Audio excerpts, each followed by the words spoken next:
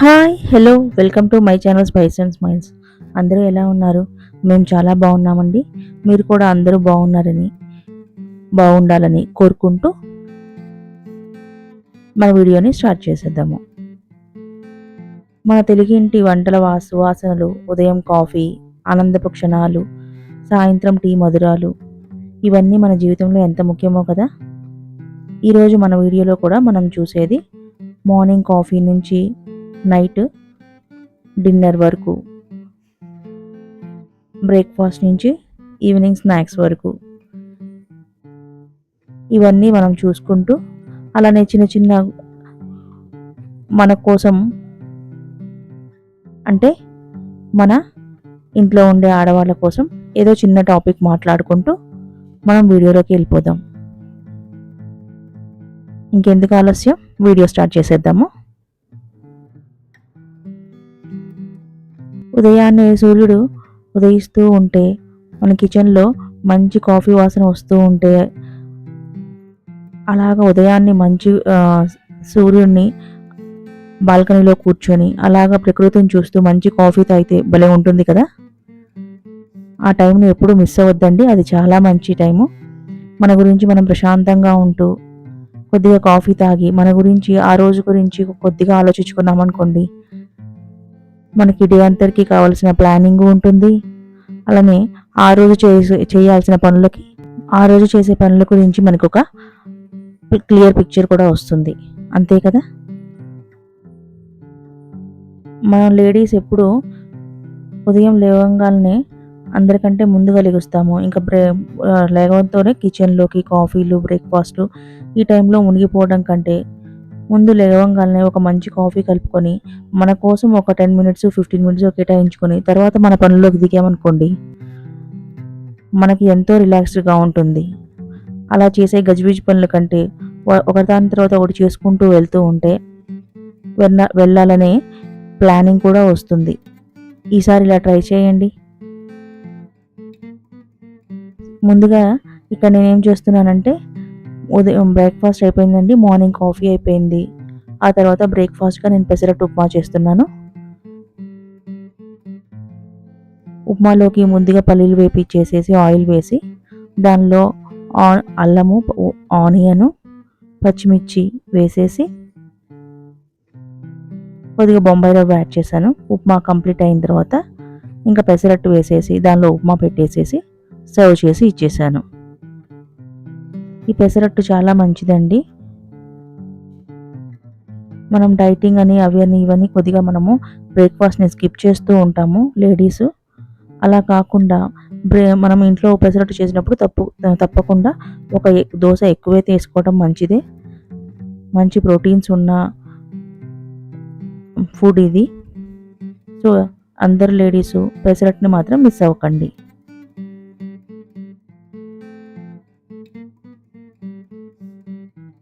ఇంట్లో వాళ్ళ ఆరోగ్యం కాదు, మన ఆరోగ్యం కూడా ముఖ్యమే కదా, ఏమంటారు? ఇంకా మార్నింగ్ బ్రేక్ఫాస్ట్గా నేను పెసరట్టు ఉప్మా పెట్టి ఇచ్చేసానండి. బ్రేక్ఫాస్ట్లు అయిపోయినాయి. దానిలోకి నేను పల్లీ చట్నీ చేశాను.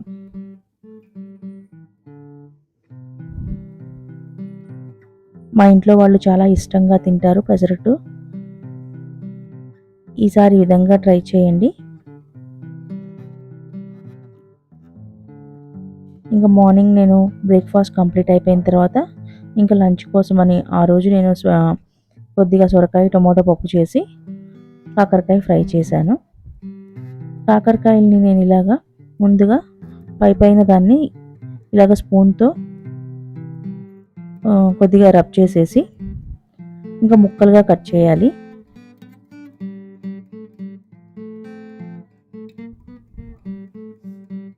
ఇలా చేయటం వల్ల దానిలో ఉన్న కొద్దిగా చేదు పోతుందండి, ఇలా రబ్ చేసి తీసుకోవటం వల్ల. కాకరకాయ చాలా మంచిదండి ఆరోగ్యానికి. కొంతమంది చేదుగా ఉంటుందని ఎక్కువగా తినరు, కానీ కాకరకాయని ఈ విధంగా చేస్తే చేదు లేకుండా మంచి టేస్ట్ వస్తుంది. పప్పులోకి సైడ్ డిష్గా చాలా బాగుంటుంది, లేదా అన్నంలోకైనా పెరుగన్నంలోకి నంచుకొని తిన్నా కూడా చాలా బాగుంటుంది. ఇలాగ కట్ చేసుకున్న తర్వాత దానిలోనే పెరుగు, కొద్దిగా చింతపండు వేసి కొద్దిగా ముక్కలు మునిగేంత వరకు నీళ్లు పోసి ఒక 10 to 15 మినిట్స్ బాగా ఉడకనివ్వండి. మెత్తగా ఉడికేదాకా అవసరం లేదు. ఒక 50% ఉడికితే చాలు ముక్కలు.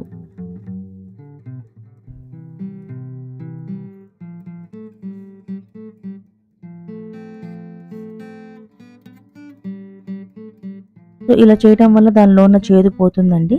ఆ తర్వాత నేనిక్కడ ఒక 300 గ్రామ్స్ కాకరకాయలు తీసుకున్నాను. దానికోసమని ఒక medium size 2 medium size onions తీసుకొని దాన్ని చాపర్‌లో వేసి, దాంతో పాటు ఒక చిన్న వెల్లుల్లిపాయ కూడా వేసేసాను. వెల్లుల్లిపాయి ఈ ఆనియన్‌ని చాపర్‌లో వేసి సన్న ముక్కలుగా కట్ చేశాను. ఈ చాపర్ వల్ల నాకు చాలా ఈజీగా ఉంటుందండి. 1 మినిట్‌లో కటింగ్ అయిపోతుంది. కిచెన్‌లో ఇవి చిన్న చిన్న యూజ్ చేసుకుంటే మన టైం కొద్దిగా సేవ్ అవుతుంది.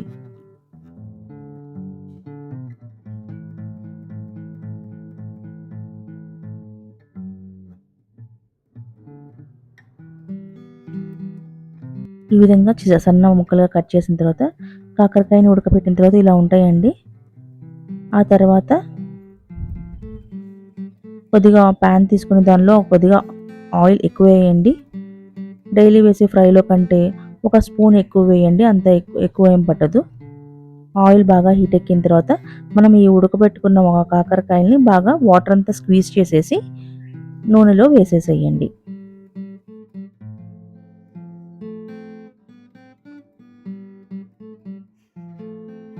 ఇలాగ ఒక 10 మినిట్స్ ఆయిల్‌లో ఫ్రై అవ్వనియండి ముక్కలు.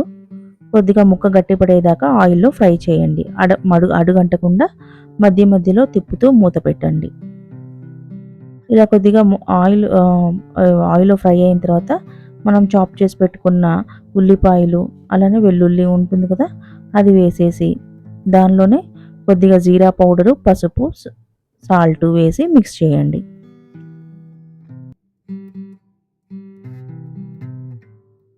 కాకరకాయ డయాబెటిక్‌కి చాలా మంచిదండి. చేదు అని కొద్దిగా తినకుండా ఉంటూ ఉంటారు. కానీ ఈ విధంగా ఫ్రై చేస్తే చాలా బావుంటుంది.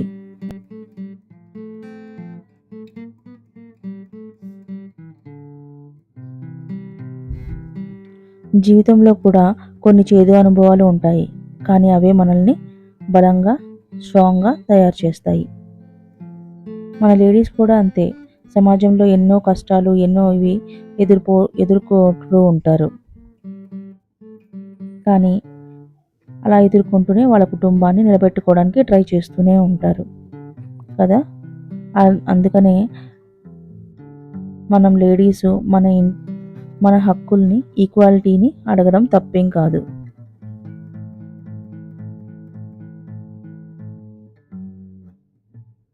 సో, మనము ఈక్వాలిటీ కోసం ఎప్పుడూ పోరాడుతూనే ఉందాము. ఏమంటారు? సో, ఆనియన్ బాగా వేగిన తర్వాత దానిలోనే ఒక 2 స్పూన్స్ ధనియా పౌడరు, అలానే ఒక 2 స్పూన్స్ కారం వేసి మిక్స్ చేయండి. మిక్స్ చేసి ఇంక 2 మినిట్స్ అది వేగిన తర్వాత ఫైనల్‌గా కొత్తిమీర వేసేసి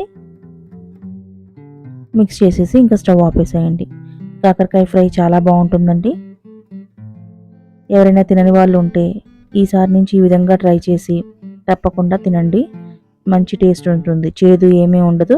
పప్పులోకి నంచుకుంటే లేదా ఉత్తన్నంలోకైనా చాలా బాగుంటుంది. ఇంకా ఈవినింగ్ అయిపోయిందండి. ఆకాశంలో సూర్యుడు కూడా తన డ్యూటీ అయిపోయిందని కిందకి దిగుతూ ఉన్నాడు. ఈ టైంలో మనం ప్రకృతిని చూస్తూ మంచిగా ఒక మంచి టీ తాగితే చాలా బాగుంటుంది కదా! సో, ఈవినింగ్ అవ్వంగానే మా ఇంట్లో టీ పెడుతూనే ఉంటానండి రోజు నేను.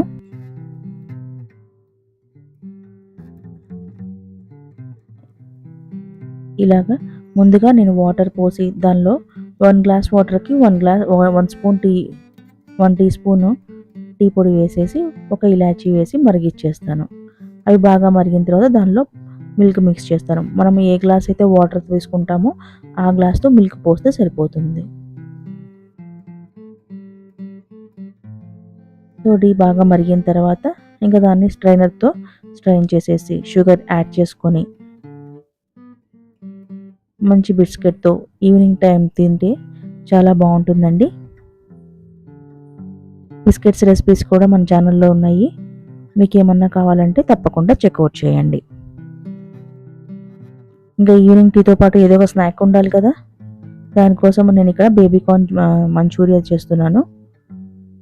నేను ఈ బేబీకార్న్ తీసుకొని దాన్ని చిన్న ముక్కలుగా కట్ చేసుకొని కుక్కర్లో వేసి ఒక 2 విజిల్స్ ఉంచి అవి బాగా చల్లారిన తర్వాత దానిలోనే 2 స్పూన్స్ మైదా పిండి, ఒక 2 spoons cornflour, pepper powder, salt వేసి మిక్స్ చేసి కొద్దిగా వాటర్ మిక్స్ చేసి ఆయిల్‌లో డీప్ ఫ్రై చేయండి.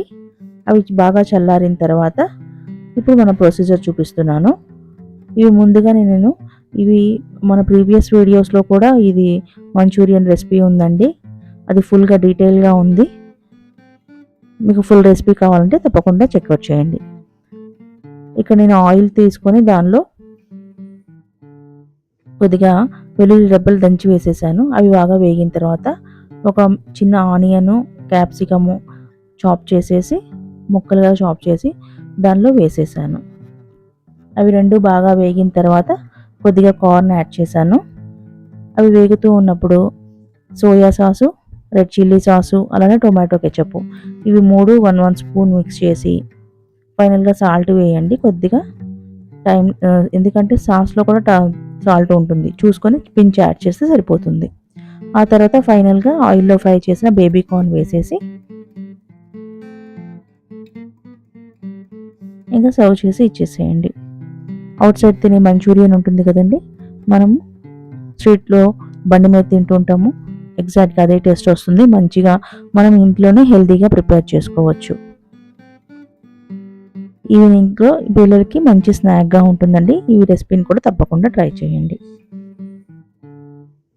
ఇంకా నైట్ డిన్నర్కి ఇక్కడ నేను చపాతీ ప్రిపేర్ చేస్తున్నాను. చపాతీ పిండిలో కొద్దిగా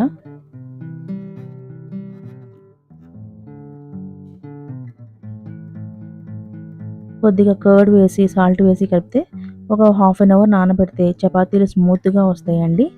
ఇప్పుడు నైట్ చేస్తున్నాను కాబట్టి మార్నింగ్కి కూడా మెత్తగా ఉంటాయి ఈ విధంగా కలపడం వల్ల.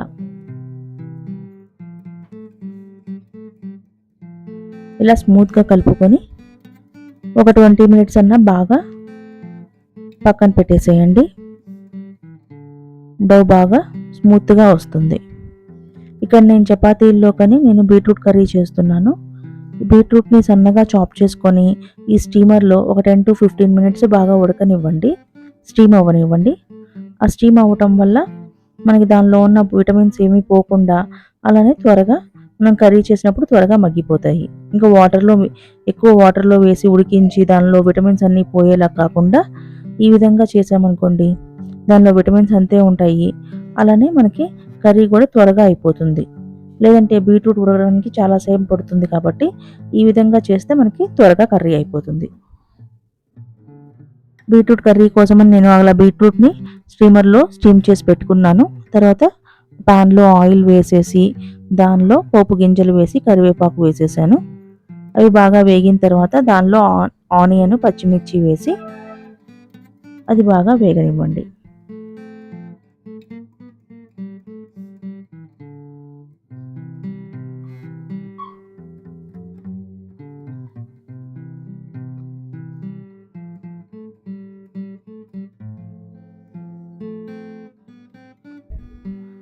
ఇవి బాగా వేగిన తర్వాత అల్లం వెల్లుల్లి పేస్ట్ వేయండి. అది బాగా వేగిన తర్వాత దానిలోనే టొమాటో, బీట్రూట్ వేసి మిక్స్ చేసేసి మూత పెట్టి మధ్య మధ్యలో తిప్పుతూ ఉండండి.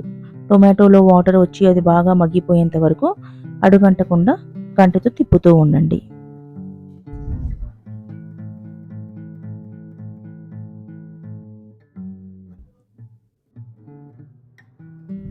అల్లం వెల్లుల్లి బాగా వేగనివ్వండి. అది పచ్చివాసన పోయేంత వరకు వేపనివ్వండి.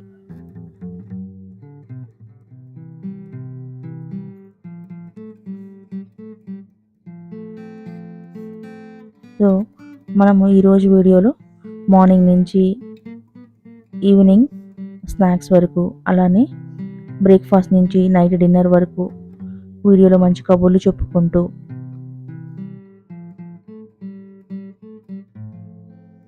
మన రెసిపీస్ని షేర్ చేసుకుంటూ చూసాం కదా. ఈ వీడియో మీకు నచ్చిందని అనుకుంటున్నాను. నచ్చితే తప్పకుండా లైక్ చేయండి, షేర్ చేయండి. ఇలాంటి రెసిపీస్ కోసం మన ఛానల్ తప్పకుండా సబ్స్క్రైబ్ చేసుకోండి. అలాగే మీ ఇంట్లో మీకు ఏ రెసిపీలు ఇష్టమో, ఆ రెసిపీస్ ఎవరు చేస్తే ఇంకా ఎంత ఇష్టమో తప్పకుండా నాతో కామెంట్ చేయండి.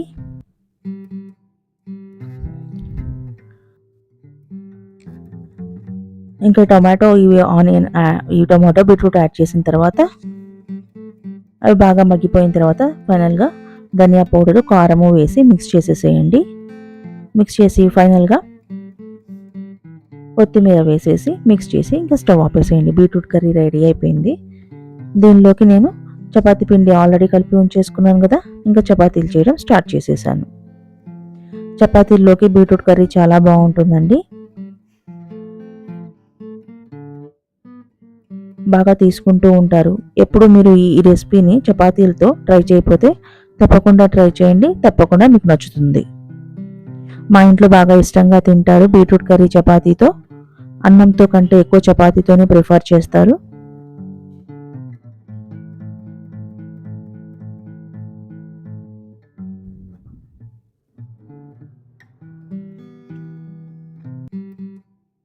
సో ఈ రెసిపీస్ మీకు నచ్చిందని అనుకుంటున్నాను. ఇంకా కంప్లీట్ అయిపోయిన తర్వాత నేను చపాతీ చేయడం స్టార్ట్ చేసేసాను. చపాతీలని నేను చిన్న చిన్న ఉండలుగా చేసుకొని ముందుగా నేను ఒక చిన్న చపాతీలాగా చేసేసి దానిలో ఆయిల్ వేసేసి ఒక 2 మినిట్స్ అలా నాననిస్తానండి. దానివల్ల చపాతీలు బాగా స్మూత్గా వస్తాయి. ఇలాగ వీడియో చూపించే విధంగా చేస్తాను. చపాతీలు చాలా స్మూత్గా, అలానే మార్నింగ్ వరకు మెత్తగా గట్టి పడకుండా ఉంటాయి. ఇలా చేసిన వాటిని నేను చపాతీలుగా చేసేసి ఇంకా పెనం మీద కాల్చేస్తాను. పెనం మీద కాల్చేటప్పుడు పెనం బాగా హై ఫ్లేమ్లో పెట్టండి. బాగా కాలిన తర్వాత మనం చపాతీలు వేస్తే అవి గట్టి పడకుండా ఉంటాయి. ఇది ఒక చిన్న ట్రిక్ అండి. చపాతీలు బాగా కాలిన పెనం మీద అటు ఇటు ఒక 2 మినిట్స్ తిప్పేసేసి అవి బాగా అడుగంటకుండా ఉంచండి. ఉంచేసి లైట్గా అటు ఇటు తిప్పేసేసి తీసేయండి. చపాతీలు పూర్తిగా బాగా కాలిపోతాయి, అలానే సాఫ్ట్గా కూడా ఉంటాయి. సో చపాతీలు కూడా కంప్లీట్ అయిన తర్వాత ఇంకా డిన్నర్ చేసేసాము. ఆ రోజుకలా కంప్లీట్ అయిపోయింది.